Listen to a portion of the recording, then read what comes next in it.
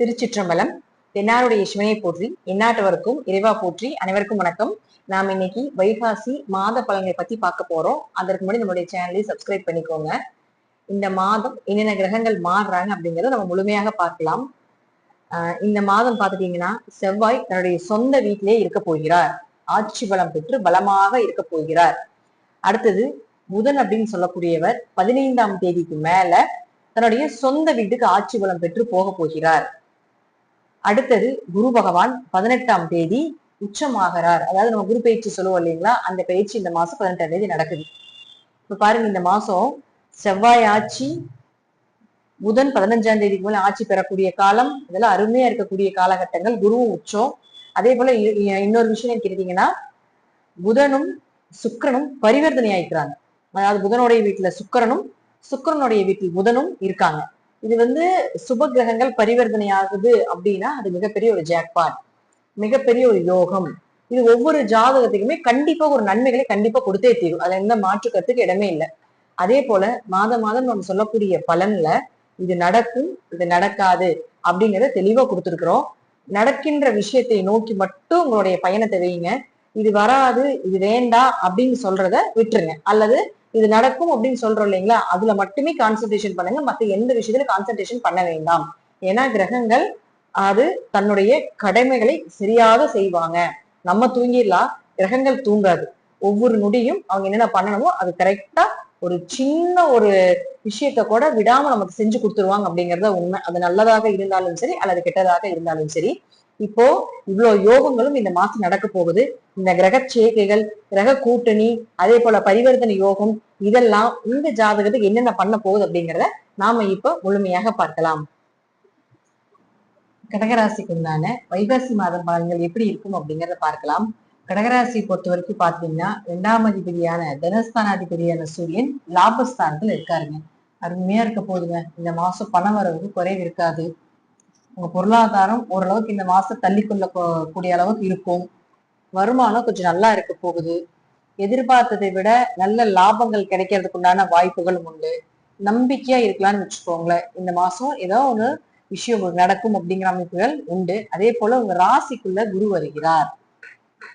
இது ஜென்ம குரு அப்படின்னு சொல்லி பயக்க வேண்டிய அவசியங்கள்ல எதுவுமே கிடையாதுங்க.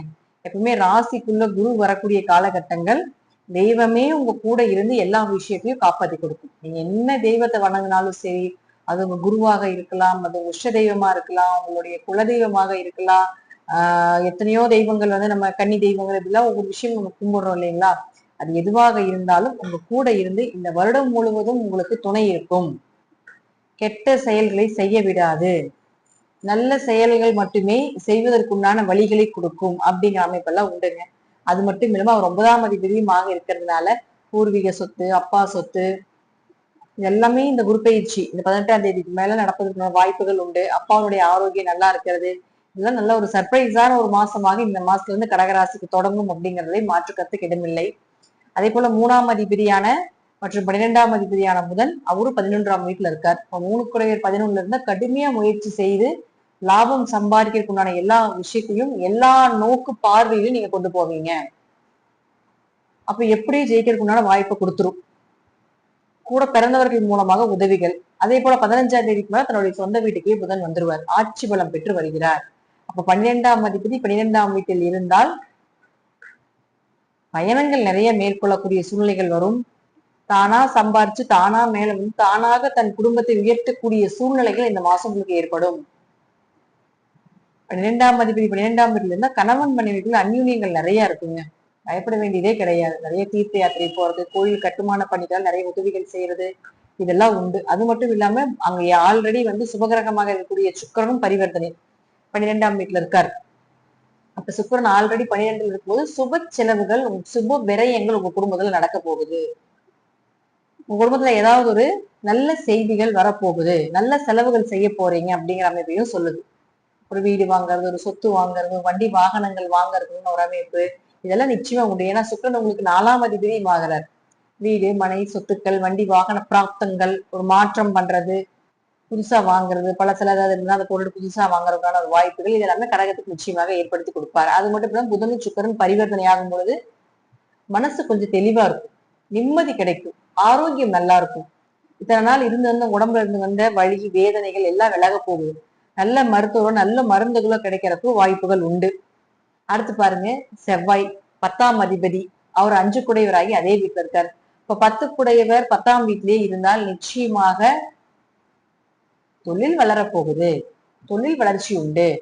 நீங்களும் உங்க குழந்தைகளும் சேர்ந்து தொழில் பண்ணுவீங்க, அல்லது உங்க குழந்தைக்கு தொழில் வளர்ச்சிகளை ஏற்படுத்தி கொடுப்பீங்க. அவங்களுடைய லைஃப் நல்லா இருக்க போகுது, தெய்வ அனுகிரகம் கிடைக்க போகுது. 5ஆம் இடங்கிறது அதிர்ஷ்டம். அந்த அதிர்ஷ்ட ஸ்தானாதிபதி 10ல இருக்கும்போது அதிர்ஷ்டங்கள் பெருக்கிறதுக்கு உண்டான ஒரு வாய்ப்புகள் இதெல்லாமே நிச்சயமா உண்டு. நம்பிக்கையாக இருக்கலாம், நினைப்பது எல்லாமே நடப்பதற்கு அதிக வாய்ப்புகள் உண்டு. தேவையில்லாத குழப்பங்கள் எதுவுமே இந்த மாசம் இல்லை.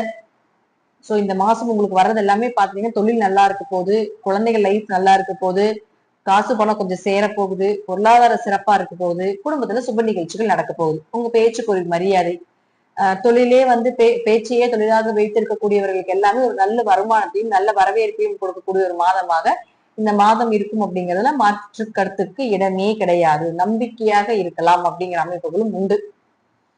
பயன்படுத்தி கொள்ளுங்கள் கடகராசி அன்பர்களே. இப்போ உங்க ராசிக்கு இந்த கிரகங்களுடைய மாற்றங்கள் எப்படி இருக்கும் அப்படிங்கறத நம்ம முழுமையா கொடுத்துருக்குறோம். இப்ப இந்த மாற்றங்கள் அப்படிங்கறது பாத்துட்டீங்கன்னா மாதம் மாதம் கிரகங்கள் கண்டிப்பா மாறும். இந்த முறை உங்களுக்கு எந்த கிரகங்கள் சப்போர்ட் பண்ணுதோ அதை நோக்கி மட்டும் உங்களுடைய பயணத்தை வைங்க. ஆரம்பத்திலேயே அதான் சொன்னேன், இந்த கிரகங்கள் எதை நோக்கி பயணத்தை கொண்டு போறாங்களோ அதை நோக்கி மட்டும் நீங்க பயணப்படுங்க, அது மட்டும்தான் நல்லா இருக்கும். அதாவது இப்ப சுக்கிரன் நல்லா இருக்குது அப்படின்னு உங்க ஜாதகம் நான் சொல்லிடுறேன். இந்த சுக்கிரனுக்கு உண்டான விஷயம் என்ன இருக்கு அப்படின்னு நான் சொல்லியிருக்கேன் இல்லைங்களா, அது நல்லா இருந்தா அதை மட்டும் கான்சென்ட்ரேஷன் பண்ணுங்க, கவனிப்பா பாருங்க, அது மட்டும் தான் நடக்கும். இது செய்ய வேண்டாம் அப்படின்னா அதை விட்டுருங்க. இதுதான் வந்து முழுமையான உண்மை. அதே போல உங்க ஜாதகத்துல தசாபுத்தியும் அதே போல பாத்துட்டீங்கன்னா மற்ற கோச்சார கிரகங்களும் சப்போர்ட் பண்ணுச்சுன்னா நிச்சயமாக நான் சொல்வதை விட இன்னுமே நல்ல நல்ல பலன்கள் எல்லாமே நடப்பதற்குண்டான அதிக வாய்ப்புகளும் உண்டு. ஒவ்வொரு மாதமும் கடவுள் நமக்கு என்ன கொடுக்கிறாரோ அதுதான் கொடுப்பாரு. இது நம்ம சொல்லும் பொழுது ஒரு முன்னெச்சரிக்கை பதிவாக நீங்க எடுத்துக்கணும். நல்லதாக இருந்தாலும் சரி கெட்டதாக இருந்தாலும் ஒரு முன்னெச்சரிக்கை பதிவா நீங்க எடுத்துட்டு அதை செயல்படுத்துங்க. எல்லாருமே பெரிய கோடீஸ்வரங்கள் ஆக முடியாது. நம்ம நிறைய கமெண்ட்ஸ்ல பார்த்தா இந்த மாசம் வந்து எனக்கு இது நடந்துச்சு இது நடக்கல அப்படிங்கிறது எல்லாமே போட்டிருக்காங்க. அதே போல நடந்த விஷயங்கள் எல்லாமே கண்டிப்பா இந்த கிரகங்களுக்கு உட்பட்டுதான் நடக்கும். நடக்காம போகுது அப்படின்னா உங்க ஜாதகத்துல ஏதாவது தோஷங்கள் இருக்கலாம், அல்லது உங்க ஃபேமிலி ஜாதக ரீதியாக உங்க குடும்ப ஜாதக ரீதியாக உங்களுக்கு வரக்கூடிய யோகத்தை இதை தடுக்கலாம் அப்படிங்கிற நிறைய விஷயங்களும் இருக்கு. சோ அதனால உங்க ஜாதகத்தை நீங்க உங்க அருகில் இருக்கக்கூடிய ஒரு ஜோசியர்கிட்ட கூட கொடுத்து கன்சல்ட் பண்ணி கொள்வது என்பது ஒரு நல்லது. நன்றி. மீண்டும் ஒரு நல்ல பதிவுல சந்திக்கலாம். திருச்சிற்றம்பலம், தில்லையம்பலம், ஸ்ரீ நரசிம்மர் திருவடிகளே சரணம்.